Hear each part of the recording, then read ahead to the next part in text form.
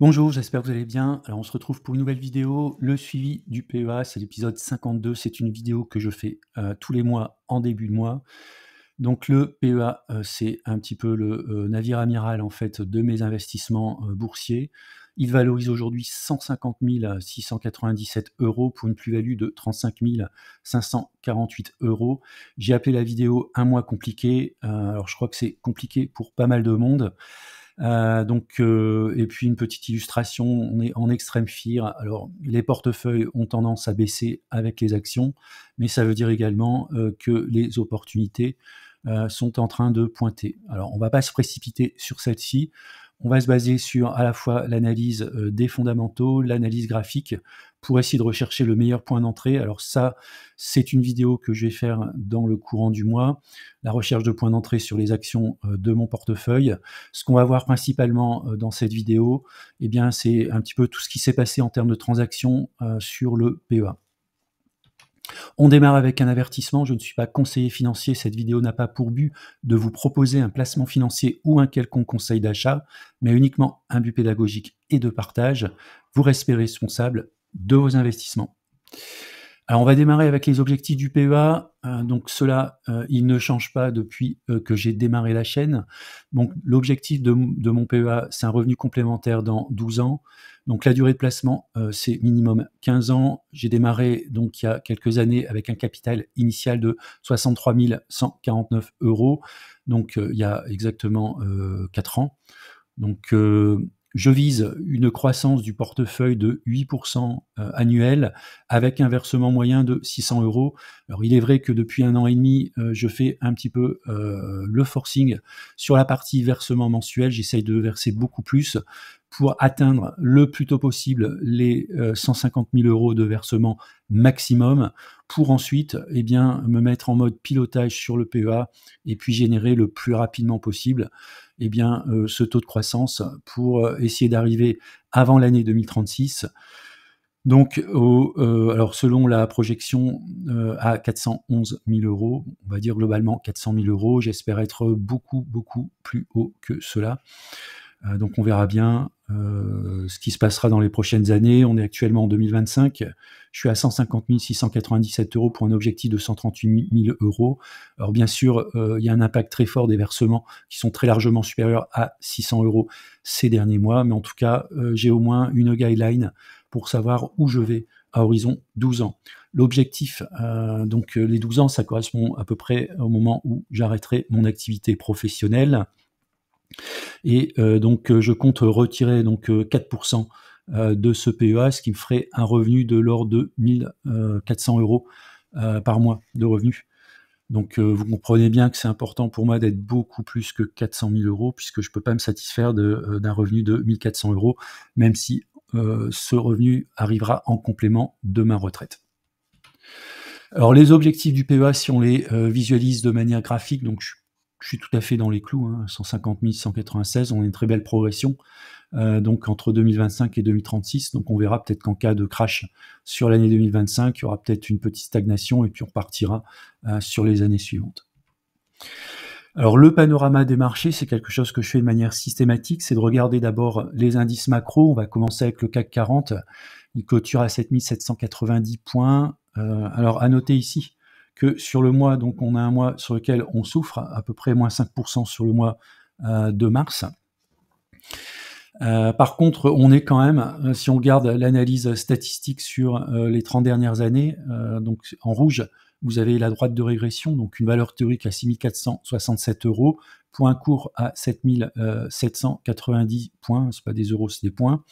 On est quand même à 0,82 écart type, donc s'il y a une correction qui continue sur le CAC 40, je ne serais pas surpris en tout cas de retourner sur cette droite rouge qui correspond à bien sûr une valeur théorique, hein. Il n'y a rien de de magique, c'est tout simplement un calcul mathématique qui a été fait. Si on regarde le CAC 40, cette fois-ci dividende réintégré, donc on est à 24 367 pour 24 143. Alors là, on voit qu'on est uniquement à 0,28 écart type. Donc là, on se rapproche d'une valeur théorique, hein. Donc si vous investissez sur un indice CAC 40 dividende inclus, on est à peu près sur son prix de revient. sur les... alors là, j'ai pas les 30 dernières années, j'ai les 15 dernières années. Quand on dit que l'investissement, c'est du long terme, on voit qu'à partir de 3 ans, 5 ans et 10 ans, on est quand même très largement dans le vert lorsqu'on investit sur des valeurs.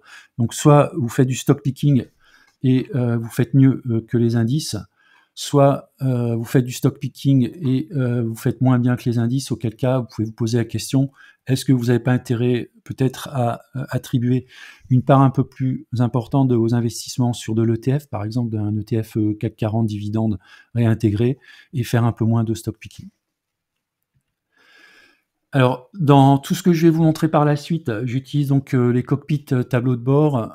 Si vous souhaitez utiliser ces mêmes cockpits tableau de bord sur vos propres actions, vous pouvez le faire donc grâce à un abonnement premium qui est actuellement en promotion à 99 €. Donc pour une année, c'est un abonnement annuel au lieu de 199 €. Si vous êtes intéressé, vous pouvez regarder le détail. Vous allez sur le site investirsurlelongterme.com. Vous allez ici dans les menus sur souscrire et vous allez voir apparaître donc l'abonnement premium à 99 €. Donc c'est un abonnement sur 12 mois. Donc si vous démarrez le 31 mars, il va courir jusqu'au 31 mars de l'année 2026. Grâce à cet abonnement, vous allez avoir pas mal d'avantages, mais un des avantages, c'est un accès ici sur les droites de régression, alors que ce soit sur des sociétés françaises ou des sociétés américaines, Nasdaq, SP 500 par exemple. Également tout ce qui est indice, ETF par exemple, alors tout ce qui peut être accessible, notamment via des cotations avec Google Finance. Alors j'aime bien également regarder, notamment lorsqu'il y a une consolidation, c'était le cas sur le mois ici écoulé, moins 4,95%. Alors on voit quand même que sur le palmarès du CAC 40, donc sur le mois écoulé, il y a quand même des entreprises qui s'en sortent bien. Alors les entreprises de l'armement comme Thales, et également l'énergie. On va retrouver Engie avec 5,28, Vinci avec 4,16, il y a quand même une branche assez importante de Vinci sur la partie énergie. On va retrouver également Total Energy, plus 2,56, même s'il fait, il fait bien mieux que le CAC 40 sur le mois écoulé. Et puis on va retrouver pas mal de valeurs défensives, les bancaires par exemple, le Crédit Agricole BNP, les assurances avec AXA, Société Générale également qui s'en sort bien, plus 4,56. Et puis des valeurs défensives comme la grande distribution, par exemple Carrefour. On va retrouver également Orange et puis également Danone. Voilà, donc c'est classique. Lorsqu'on a des corrections, les valeurs refuges, donc les valeurs de l'énergie, les valeurs de consommation, donc qui jouent un rôle d'amortisseur. Hein. Typiquement, même si on rentre dans une récession, ça n'empêche que les gens continuent de consommer, continuent de payer leurs abonnements au gaz ou leurs abonnements télécom, par exemple. Alors maintenant, quelles sont les actions qui ont bien souffert sur le mois écoulé? Donc on va retrouver bien sûr les actions du luxe, Kering, LVMH et puis Hermès. Donc Kering moins 28%, LVMH moins 17%, et Hermès moins 12%. Et puis d'autres acteurs, alors Stellantis avec notamment les annonces qui sont tombés sur la partie véhicules, taxation des véhicules en provenance de l'Europe. Donc Stellantis moins 16%, Renault moins 8%. Et puis des sociétés qui ont pas mal progressé depuis le début de l'année, qui marquent le coup, comme Essilor Luxottica par exemple, Legrand, Capgemini qui baisse quand même assez fortement. Mais pour moi, Capgemini est encore trop cher. Je pense qu'on pourrait tout à fait trouver un point d'entrée qui serait beaucoup plus bas sur Capgemini. Alors maintenant, on va faire un focus sur le PEA, donc la situation du PEA. Donc 150 697 €. J'ai pas mal de liquidités, 21 000 € de liquidité, donc ça représente un peu plus de 15%. On voit le disponible au comptant de 10 000 €. Alors pourquoi en fait cette différence? J'ai mis des ordres sur pas mal d'actions, donc j'ai engagé 11 000 € sur des ordres qui vont être automatiques si les différentes actions rejoignent effectivement les ordres que j'ai mis. Alors, pareil, dans l'offre qui est actuellement en promo Premium Plus, je partage en temps réel tous mes ordres sur à la fois le carnet d'ordre, donc ça c'est un document que vous allez recevoir généralement le samedi ou le dimanche, toutes les semaines, de manière automatique dans votre boîte aux lettres. électronique. Et puis, lorsque j'effectue un ordre sur le PEA, sur le compte titre ordinaire, vous allez recevoir sous forme de mail, un mail automatique quasiment en temps réel lorsque l'ordre est passé. Alors l'effet marquant sur la période écoulée, donc j'ai fait un gros apport de 5 200 €. Je n'ai pas touché de coupon, j'ai fait un achat renforcement sur 8 actifs et une vente allègement sur un actif. La plus-value du swing trading sur le mois est négative de 24 €, je vous expliquerai en détail. Et puis donc il y a eu très peu de transactions sur le mois. Donc ça a généré une petite moins-value de 24,18 € sur le swing trading. Alors sur les achats renforcement, donc j'ai acheté en plusieurs fois du Ruby, 19 à 25,84 puis 19 à 25,62, ce qui me donne des quantités totales de 195 actions Ruby. J'ai un PRU de 27,06 €, donc j'ai fait légèrement baisser mon PRU. On a un très bon rendement sur Ruby, 7,7 sur le prix actuel et 7,52 sur mon PRU. Donc si on regarde Ruby depuis quand même à peu près 2022, on est autour des moins de sigma, donc c'est une société, si elle se redresse, elle pourra aller chercher la valeur théorique qui se situerait autour des 52. C'est tout à fait possible, en tout cas historiquement. Il suffit d'avoir dans les trimestres prochains des bonnes nouvelles, et je pense que le titre pourrait rebondir. Ruby, c'est une croissance de 8% sur les 30 dernières années en moyenne, or même si on est plutôt flat, en légère même décroissance depuis les années 2018, c'est une société entre la croissance du modèle et les dividendes. On a quand même un candidat pour moi qui est quand même assez intéressant sur un portefeuille. Pour moi, Ruby, c'est du long terme.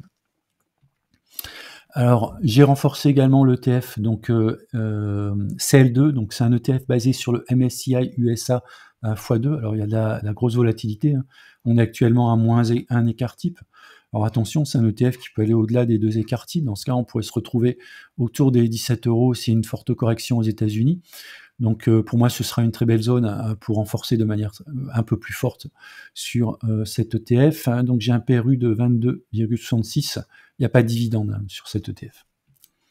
J'ai renforcé Total Energy, donc j'en ai maintenant 407 pour un PRU en dessous de 50 €. Donc pour moi, Total Energy sous 50 €, ça vaut le coup de renforcer. Actuellement, elle est autour de sa valeur théorique, 60 €, mais à titre personnel, je souhaite renforcer sur des zones beaucoup plus basses que les 60 €. Alors Ferrari, j'ai également profité de la baisse de Ferrari pour renforcer plusieurs fois. Une première fois à 424 €, une deuxième fois à 420 € et une troisième fois à 389 €. J'en ai 14 pour un PRU de 381 €. Pour moi, Ferrari, c'est pas pour le rendement qui est ridicule, mais c'est pour la croissance. Si on regarde depuis un peu plus de 10 ans, on a une croissance moyenne de 23% par an. Donc on a vraiment un très beau schéma de croissance. La valeur théorique se situe à 448 €. Elle y était il y a à peu près 3-4 semaines. Donc on est actuellement une valeur de 392 €. On est à moins 0,66 écart type. Donc pour moi, on est quand même sur des zones intéressantes pour entrer ou pour renforcer sur Ferrari. Mais attention, elle peut également aller entre moins 1 et moins 2 sigma, ce qui amènerait le cours de Ferrari entre 322 et 380 €. Vous voyez, je suis à 381 €, je suis sur mon moins 1 sigma à peu près, en termes de PRU. Alors j'ai acheté renforcé sur LVMH, donc une action à 656 € et une action à 611 €. Là sur LVMH, je suis vraiment en mode DCA. On est actuellement donc au prix. 572 € pour une valeur théorique de 591 €. C'est une société qui délivre un peu plus de 10% de progression par an en moyenne, hors dividende. Alors ensuite, GTT. Donc GTT, on a actuellement, donc j'ai acheté 3 actions à 141 €, puis 3 actions à 138,80 €. On a un cours actuellement à 141 € pour une valeur théorique de 136 €. Vous voyez, le moins 1 sigma se situe à 108 €. Donc j'ai un PRU qui est quand même assez élevé, à 159 €. Donc je renforcerai, mais j'attendrai qu'on repasse au minimum sous la valeur théorique. Donc GTT, c'est une action que j'ai dans ma watchlist pour renforcer dans les mois et les trimestres à venir si l'action est amenée à baisser de manière plus ou moins significative. Alors Ruby, j'ai effectué vente allègement, donc j'en ai vendu 18 à 27,38 €. Alors c'est un petit ajustement, on va dire, sur les quantités que j'ai effectuées sur Ruby. Cette fois-ci, c'était sur du swing trading. Alors Française des Jeux United, donc c'est l'une des dernières actions sur lesquelles je suis rentré. Alors je suis rentré pourquoi parce que pour moi, elle est sur un prix assez favorable. Alors à la fois sur la droite de régression, même si elle ne veut pas dire grand-chose, hein. La société est cotée que depuis 5 ans à peu près. Mais c'est surtout au niveau graphique. On était sur un support. Alors j'ai suffisamment commenté sur mes dernières vidéos. Bon, en tout cas, pour moi, ce qui est intéressant sur Française des Jeux, même si c'est du swing trading, c'est qu'en attendant qu'elle se redresse, j'ai un PRU à 29,83, elle est à 28,80. Bon, c'est pas très très grave, mais en tout cas, on est une société qui délivre un rendement qui est assez intéressant et qui, je pense, même si l'État a prévu de ponctionner ce type d'entreprise de manière un peu plus importante, je pense qu'elle est quand même capable de délivrer dans le temps un rendement assez constant. Donc au prix actuel, je pense qu'on prend relativement peu de risques. J'ai effectué un achat renforcement sur Legrand. J'en ai acheté 4 à 103,95 €. Elle est actuellement à 97 € et j'ai un PRU de 86 €. Alors, c'est une société qui délivre un peu de rendement, 2,55 €, mais une croissance du modèle de 9,88% en moyenne, donc sur les 20 dernières années. Donc pour moi, c'est une entreprise qui est intéressante parce qu'elle a une très belle croissance du modèle avec relativement peu de volatilité. On a un coefficient de corrélation de 0,96, donc qui colle assez bien en fait ici à sa droite de régression, un peu comme une action comme Air Liquide. J'ai également renforcé Interparfums, j'en ai acheté 12 à 39,80 pour une quantité totale de 123 avec un PRU de 42,54. C'est une société qui délivre à peu près 3%, un peu moins de 3% de rendement, mais surtout qui a une croissance du modèle de 14%. Donc on a une très belle croissance pour la société Interparfums. C'est l'une des rares mid-cap avec GTT que je possède dans mon top 15 de mon PEA. Voilà, donc voilà pour les transactions. Alors je vous mets ici l'historique des transactions sur le mois, hein. Je communique de manière transparente, donc à la fin du mois, toutes mes transactions. Et puis pour les abonnés Premium et Premium Plus, vous avez en temps réel une réception via email de toutes les transactions qui sont effectuées. Alors sur la partie swing trading, c'est pas passé grand-chose. Je suis sorti en fait de mes shorts SP500 et Nasdaq 100, qui a généré une légère moins-value. Alors je suis sorti avant la baisse de ces derniers jours, ce qui a expliqué notamment cette moins-value. Sans doute si j'étais sorti aujourd'hui de ces deux shorts, je serais à peu près à l'équilibre. Voilà. Donc là c'est pareil en fait. Alors je partage également dans l'offre Premium Plus le détail de mon swing trading, notamment sur les produits complexes, les puts, les calls et puis également les shorts.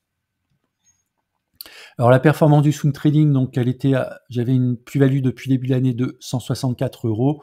On passe à 764 €. On passe à 739 €. Donc je suis toujours ici, c'est le cumul, malgré les 24 € de moins-value sur le mois de mars, je suis toujours en plus-value de 739 €, sachant que je n'engage un maximum que 2% de mes portefeuilles, c'est-à-dire au maximum, je crois, autour de 3800, je crois. Au maximum. Alors gérer le niveau de risque, donc c'est un tableau de bord que je suis, notamment le -1 sigma. En fait, je regarde mon PRU, le PRU sur l'ensemble de mes valeurs de mes portefeuilles par rapport au -1 sigma. Alors le -1 sigma est donné par les droites de régression. Donc je compare par rapport au -1 sigma et je projette avec la croissance du modèle où sera le -1 sigma dans les prochaines années et je regarde par rapport au cours actuel où est-ce que je me situe. Alors quand c'est vert, c'est bon. Quand c'est orange, ça veut dire que, par exemple, on va prendre l'exemple de L'Oréal. Si j'ai par exemple L'Oréal avec un PRU de 360 €, on voit que pour rattraper ce -1 sigma, il faudra que j'attende 2028. Donc L'Oréal en 2028 sera le cours, si je ne change pas mon PRU, sera inférieur en fait au -1 sigma de 2028. Alors pourquoi -1 sigma? Eh bien tout simplement, lorsque vous avez un PRU d'une action qui a -1 sigma, ça veut dire que statistiquement, le cours est en dessous de -1 sigma uniquement dans 16% du temps. Ça veut dire que dans 84% du temps, vous avez un cours au-dessus du -1 sigma. Donc c'est une sorte de marge de sécurité qui me permet de savoir est-ce que je prends un risque ou pas par rapport à mes PRU. Donc je suis plutôt bien globalement sur mon portefeuille, à part quelques actions, donc on l'a vu, pardon, par exemple L'Oréal, c'est le cas d'Airbus, hein, j'ai un PRU de 124 €, donc là il faudra attendre 2029, donc si le cours d'Airbus descend sous mon PRU, ce serait le bon moment pour renforcer Airbus. C'est le cas également, par exemple, de LVMH. Là, il faudrait vraiment, j'ai un PRU de 170, que je le fasse baisser. Donc, c'est ce que je fais actuellement en achetant de manière régulière du LVMH sur des points d'entrée qui me semblent les plus intéressants. Voilà, donc pour terminer, je vous mets donc ici mon portefeuille. Voilà, donc la ligne la plus importante qui est Total, la ligne la moins importante qui est la Française des Jeux. Et puis vous avez ici la part de chacune des lignes sur l'ensemble de mon portefeuille. Voilà, c'est la fin de la vidéo. Je vous remercie de l'avoir regardé. N'hésitez pas à mettre un commentaire si vous le souhaitez. Et puis je vous dis à bientôt pour une prochaine vidéo.